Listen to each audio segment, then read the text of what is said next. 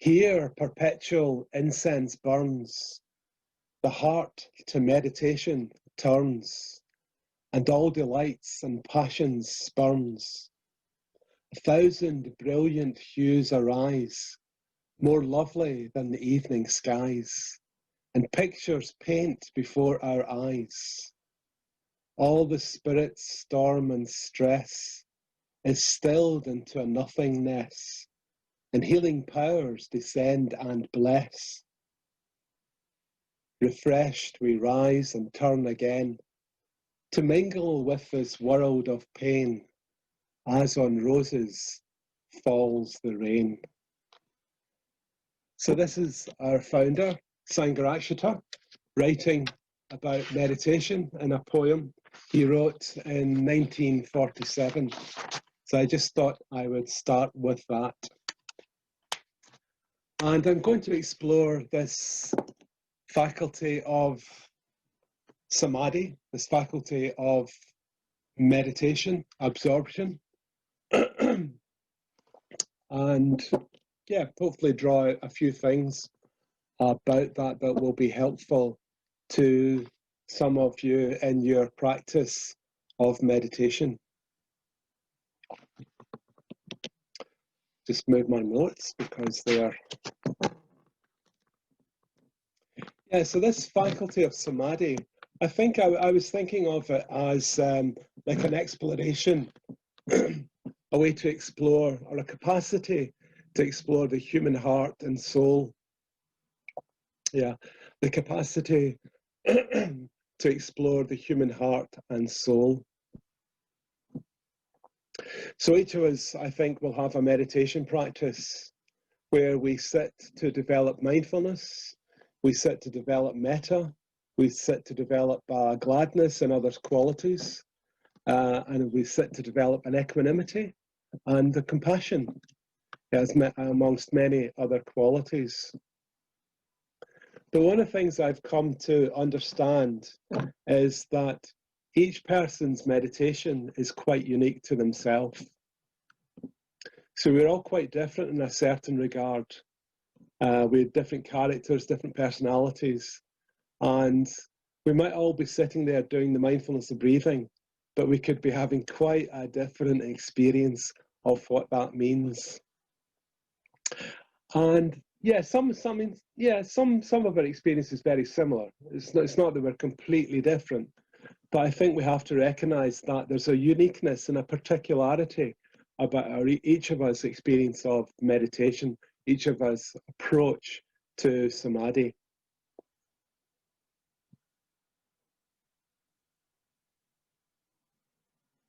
So I just say that to begin with, because I think that's quite an important thing to recognize from the offset. And it's not always said, so I think I wanted to say that. The other thing I wanted to start with saying was that our meditation as Buddhists is done in a context. It's done with a particular vision in mind. And that's the vision of awakening. That's the vision of turning away from a mundane life. A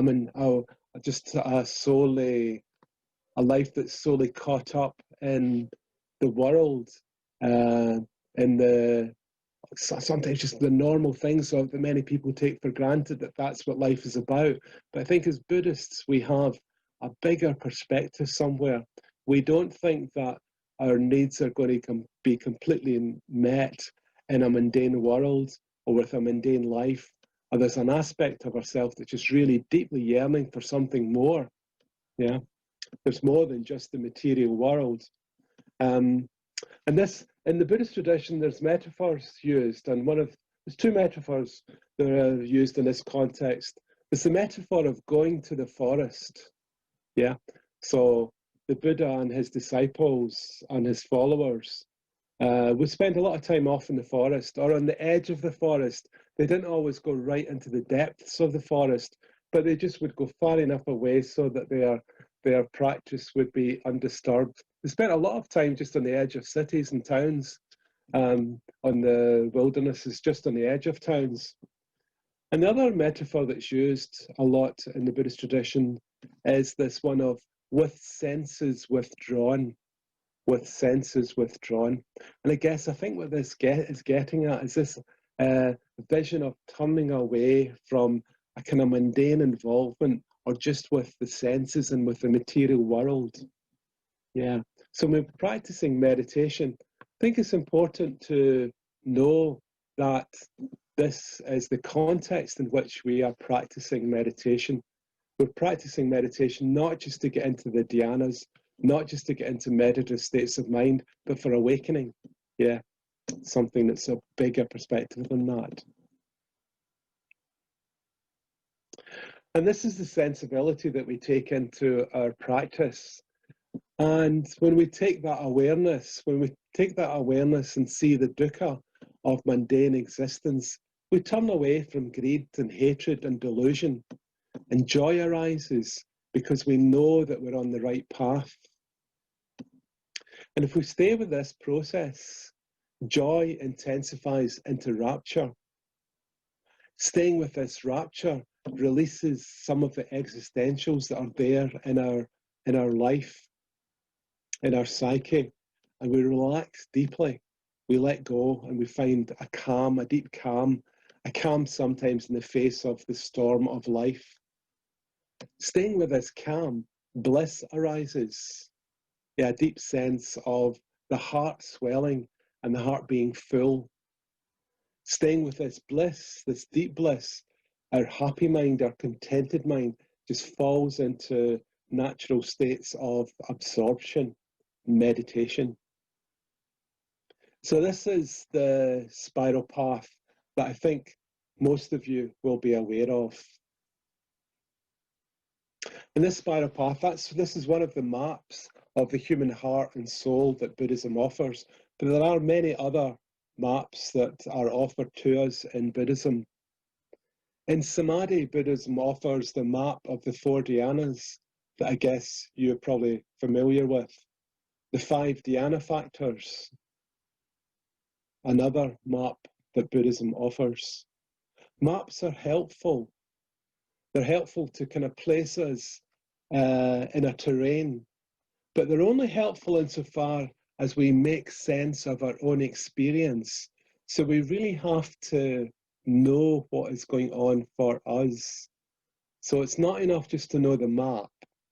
It's important to have the map and to be able to place our own experience in relationship to the map that we're offered.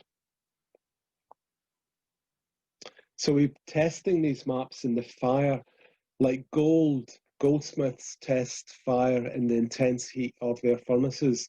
We should be testing the maps that we're given in the heat of our own experience. So we need to know what we are experiencing. So in meditation, we need a vocabulary for what's going on. We need to begin to name and label, not to define, but just to be able to have some sense of understanding about what we're experiencing when we meditate. And I know when I first started to meditate, I didn't have a clue what was going on when I was meditating. I was more or less doing the mindfulness of counting, yeah. Or I was doing the metabhavana and I was sitting there. I'd go through the motions and something happened, but in the course of the meditation, I just really wasn't sure what was going on. But as I've meditated for longer, I'm much more aware. I've got a greater vocabulary, a greater sense of awareness of what's happening moment to moment. And awareness itself has got a knowing function to it. So it's not always a cognitive, knowing that I'm talking about. And to try and give you a sense of this, I'm going to show you some images that one of Bhante's good friends painted, Lama Govinda. So these are some paintings of meditation that Lama Govinda painted. So this is the first one that hopefully you can see on your screen. And this is called Turning Inward. Yeah. So I get a sense looking at this of almost like being swallowed into the inner world, going down past tonsils into an inner world. Yeah. That there's a warmth there in the inner world. The second one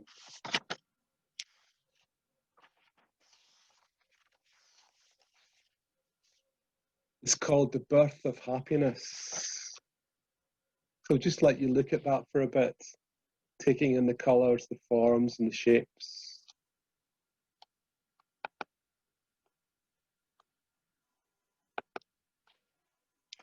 This next one is called unification.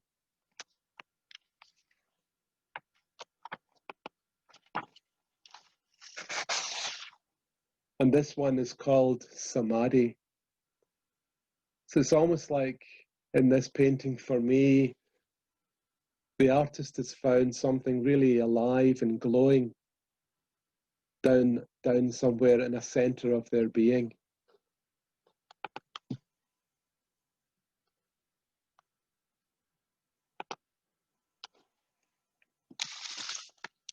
So our understanding of our experience doesn't have to be cognitive. It could be, in that sense, it's more visual, a visual expression, a kind of symbolization in some kind of form of our experience.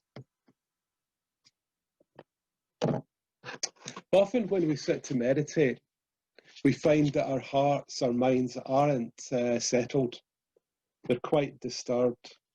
So in Buddhism, we have this list of 5 Clichs that trouble our mind. So these are craving, aversion, ignorance, pride, doubt. And sometimes there's a 6th one, distraction.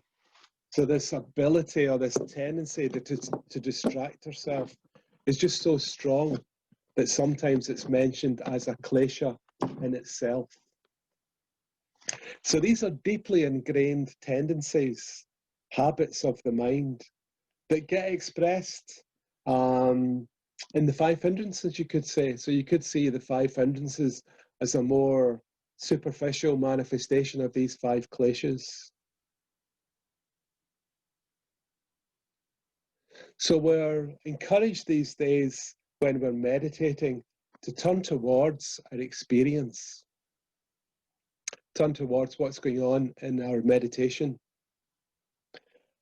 And this is sometimes referred to as like not just sitting in the klesha soup, not just wallowing in the klesha soup. So if we're just sitting there, not very aware, but going through the motions, there'll be all sorts of stuff going through our minds and hearts, all sorts of drama going through our hearts and minds. EastEnders has got nothing on what can go on in our own hearts and minds in terms of this klesha soup. You know, The Archers just doesn't stand a chance compared to the drama that will go on in our own hearts and minds. And in a way, what we are being asked to do or encouraged to do is just be aware of what's going on, aware of what's happening. But it's not a passive awareness. Yeah, this is important. It's not a passive awareness. It's not an awareness that you're getting caught up in the klesha. You are aware of it, and there's a spaciousness around your experience so that, you're not just wallowing in the klesha, but you're aware of it, you're mindful of it. And this quality of awareness is the awareness really that the Buddha talks about in the Satipatthana Sutta and other places, this kind of awareness that notices but isn't caught up. So we're mindfully trying to see what's going on in our hearts. And often when we do that, or often when I do that, something unfolds. So an example I could give is recently, or quite regularly, if I'm at an event, I can begin to notice a bit of jealousy or ill will arising. And I could get caught up in that and just be going, grumbling away about something. But if I'm turning to that and turning to that with this quality of awareness, something else will emerge, kind of like maybe underneath that particular experience. So in that situation, I've kind of noticed that if I notice that ill will, that jealousy even, underneath it, there's a sense of hurt. And then underneath that sense of hurt, there's a kind of sense that somewhere along the line, I've not been taken into consideration. I've not been seen. And I think this probably just emerges or comes from my having a disability, and maybe at times me not really fully recognizing that, or being in situations that it's not been recognized. I've not been able to get to situations, get to events that I'd like to go to because they're not wheelchair accessible. So it's a bit like I turn my awareness to something that's going on, and other things emerge from that experience, and I learn, and that spacious awareness changes what's going on for me.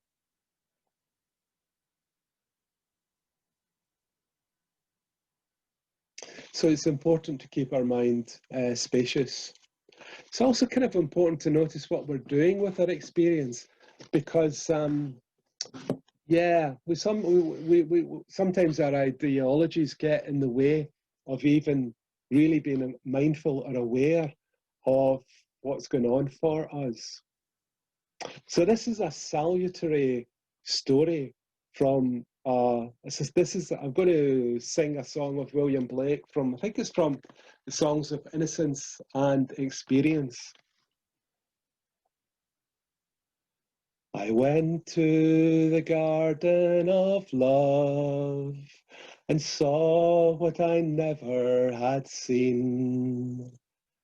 A chapel was built in the midst, where I used to play on the green.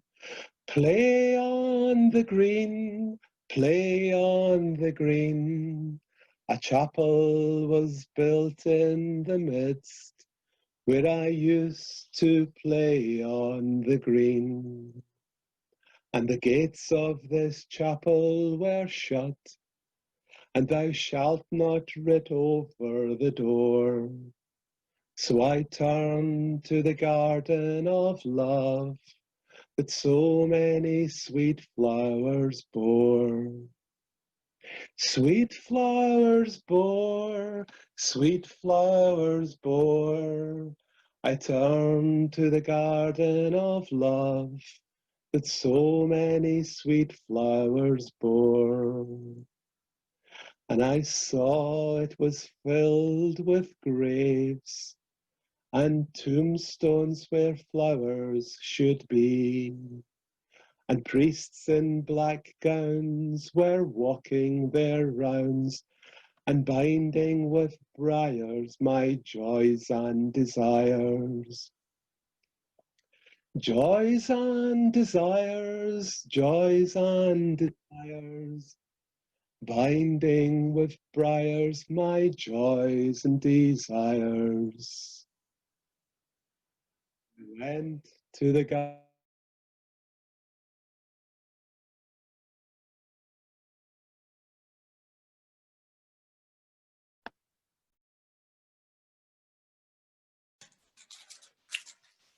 Sorry, I've been over the other side.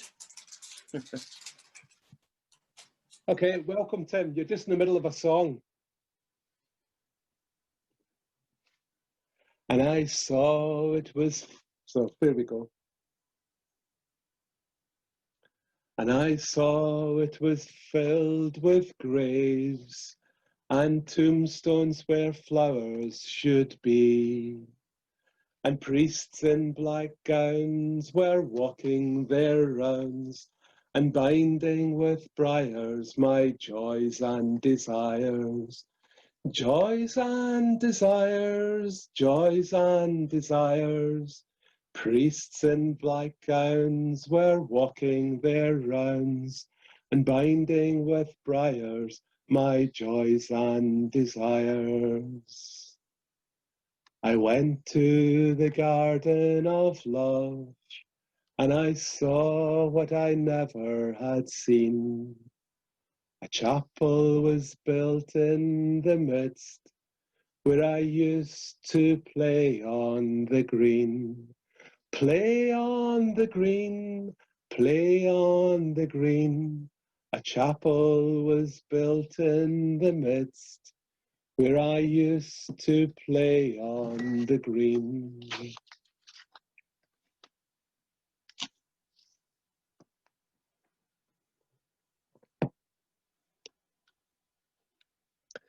So a bit of a salutary story about how we can misappropriate or misdirect our experience. So I just wanted to finish by saying a little bit about somatic meditation. Somatic meditation is a kind of buzzword these days. You hear a lot of people talking about somatic meditation. And as I understand it, somatic meditation really is about making sure that we're embodied in meditation. We're not just escaping off into spiritual bypassing or jumping into dhyana in an unhelpful way. And I've found that when I do that, I begin to experience just my subtle body energies, qualities, and sensations. And if I really am mindful and aware and present, those sensations just arise and pass. They flash in and out of existence. One gives rise to another, to the next and the next. And really, I'm just experiencing something like a cloud of scintillating expressions, sensations. And in this kind of way, samadhi is blending into prajna. Yeah. Samadhi is supporting vipassana. Prajna illumines samadhi. So when I thought about this, I thought, I could play something that might just, give an indication of what's meant by this.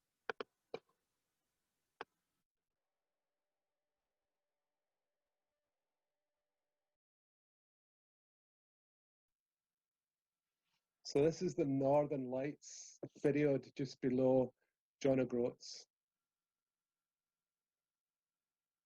And just that quality of the light arising and passing, morphing into something different.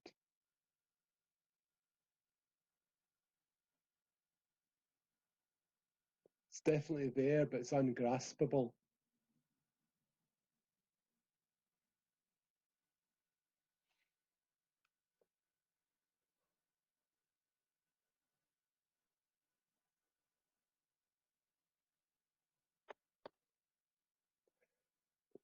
So I'll finish there. Hopefully I've explored a bit about samadhi, and hopefully you get something from that exploration. Thank you.